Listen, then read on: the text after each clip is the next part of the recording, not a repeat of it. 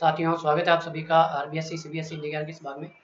आज हम कवि संत कबीर अनिवार्य हिंदी कक्षा 11 के व्याख्याओं का अध्ययन करेंगे और इससे संबंधित कुछ प्रश्न भी हल करेंगे। तो देखिए, इसकी प्रथम जो व्याख्या आपके पाठ्यक्रम में दी गई है वो ये है, हम तो एक एक करी जाते। देखिए, इस व्याख्या के प्रसंग में अगर प्रसंग की बात करें तो प्रसंग में जो संत कबीर हैं, संत कबीर ने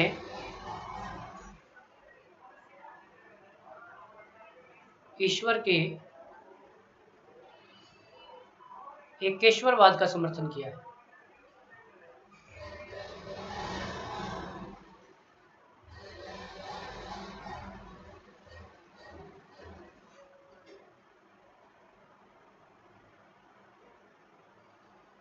देखिए, एकेश्वरवाद कहें या फिर इसे हम अद्वैतवाद भी कह सकते हैं, दोनों का अर्थ एक ही होता है।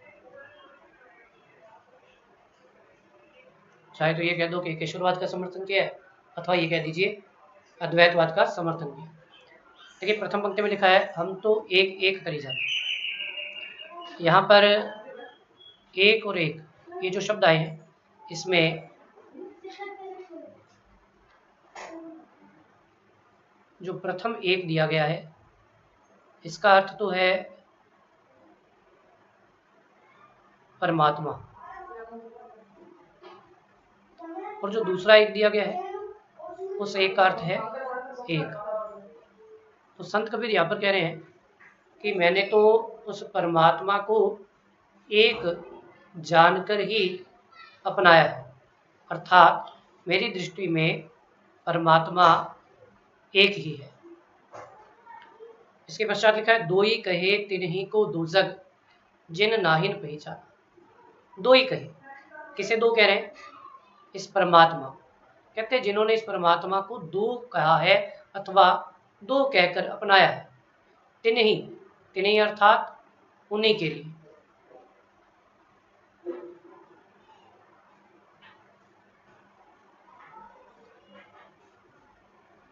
दोजक का अर्थ है बेटा स्वर्ग और नरक, कि उन्हीं के लिए स्वर्ग और नरक अलग अलग है, अथवा जिन्होंने ईश्वर के एकत्व रूप को नहीं पहचाना है वही स्वर्ग नरक की बातें करते हैं, वही ईश्वर को भिन्न भिन्न मानते हैं। इसके पश्चात लिखा है, एक कै पवन एक ही पानी एक कै ज्योति समान। संत कबीर कहते हैं कि इस सृष्टि में बहने वाली वायु एक ही है, प्रवाहित होने वाला जल एक ही है, तथा मृत्यु के पश्चात हमारा जो आत्म तत्व है, हमारी जो आत्मा है, उसे उसी परमात्मा में लीन हो जाना है। एक के खाक गढ़े सब बांटे। खाक का अर्थ होता है मिट्टी।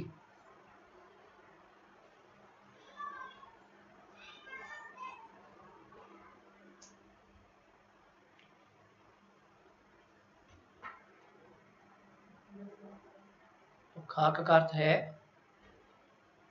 मिट्टी। घड़े शब्द का अर्थ है निर्माण करना।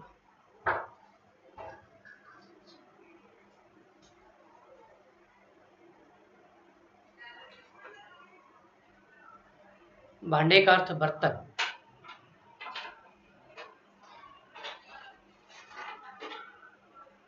एक एक कोहरा साना। कोहरा का अर्थ होता है कुम्हार, जो मिट्टी के बर्तनों का निर्माण करता है। और साना शब्द का अर्थ होता है मिलाकर।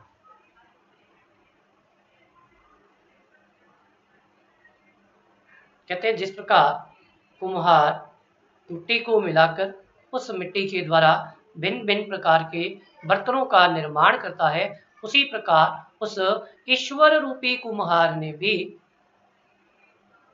हम सभी शरीर रूपी बर्तनों का निर्माण एक ही प्रकार की मिट्टी से किया है, अर्थात हम सभी को एक ही समान बनाया है। जैसे बाड़ी काष्ठ ही काटे। बाड़ी का अर्थ होता है बढ़ई, अर्थात जो लकड़ी का कार्य करता है। काष्ठ का अर्थ होता है लकड़ी। कहते हैं जिस प्रकार बढ़ई लकड़ी को तो आसानी से काट सकता है, परंतु उसके भीतर समाहित रहने वाली जो अग्नि है उसे नहीं काट सकता। कहते हैं जिस प्रकार बढ़ई लकड़ी को तो बड़ी आसानी से काट सकता है, उसे नष्ट कर सकता है, उसके टुकड़े टुकड़े कर सकता है, परंतु उसके भीतर समाहित रहने वाली अग्नि को नष्ट नहीं कर सकता।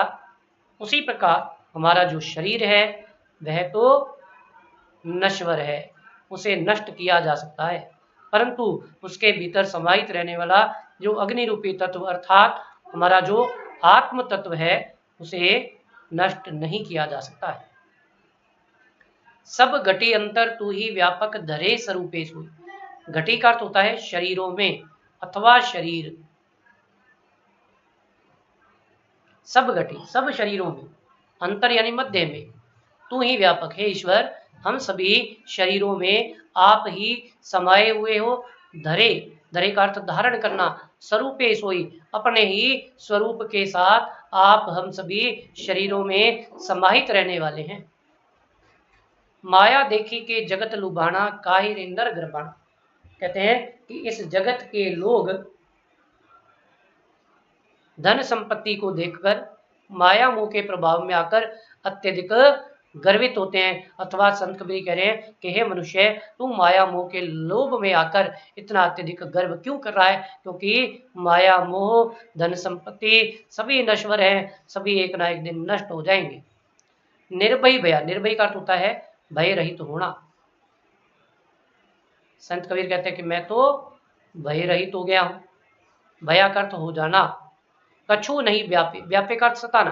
कहते हैं अब मुझे कुछ नहीं सताता है, कहे कबीर दीवाना। संत कबीर कहते हैं कि ईश्वर की भक्ति करते हुए उनके प्रेम में लीन होकर मैं ईश्वर का ही दीवाना हो गया हूँ। इस कारण अब मुझे किसी प्रकार के माया मोह के बंधन ना तो सताते अथवा ना ही कष्ट देते हैं।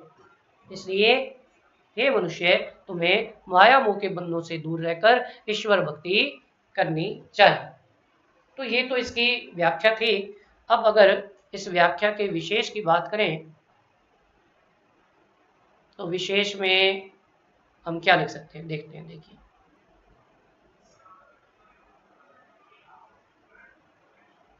विशेष में आप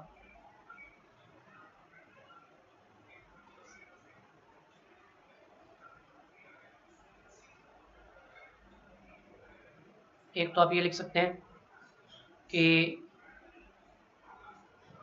अंत्यानुप्रास अलंकार का प्रयोग किया गया है।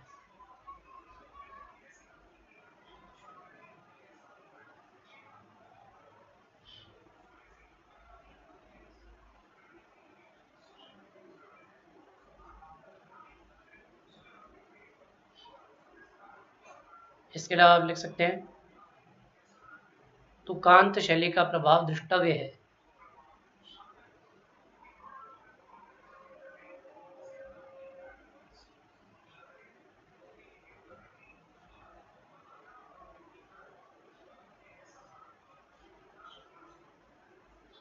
इसके अलावा आप लिख सकते हैं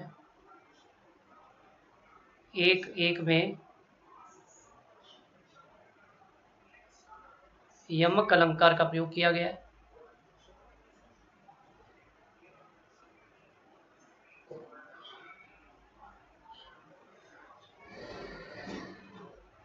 इसके अलावा देखिए क्या लिखा है, यहाँ लिखा है निर्भय। देखिए इसके माध्यम से आप क्या लिख सकते हैं कि निर्भय में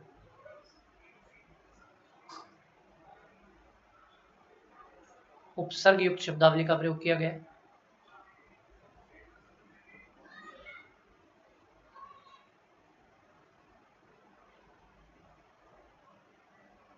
ये लिख सकते हैं आप इसमें। इसके अलावा आप लिख सकते हैं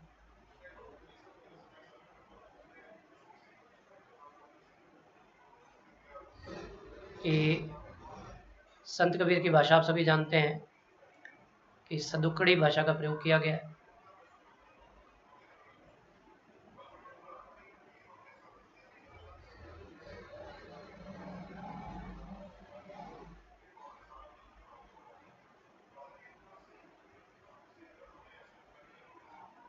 इतनी बातें आसानी से लिखी जा सकती हैं। तो साथियों, आज का भाग यहीं समाप्त करता हूँ। यदि वीडियो अच्छा लगा हो तो अवश्य चैनल को लाइक करें, सब्सक्राइब करें, वीडियो को शेयर करें, अपने अन्य मित्रों के साथ ये विचार साझा करें और इसी प्रकार हमारे साथ अध्ययन करते रहें। धन्यवाद आप सभी का।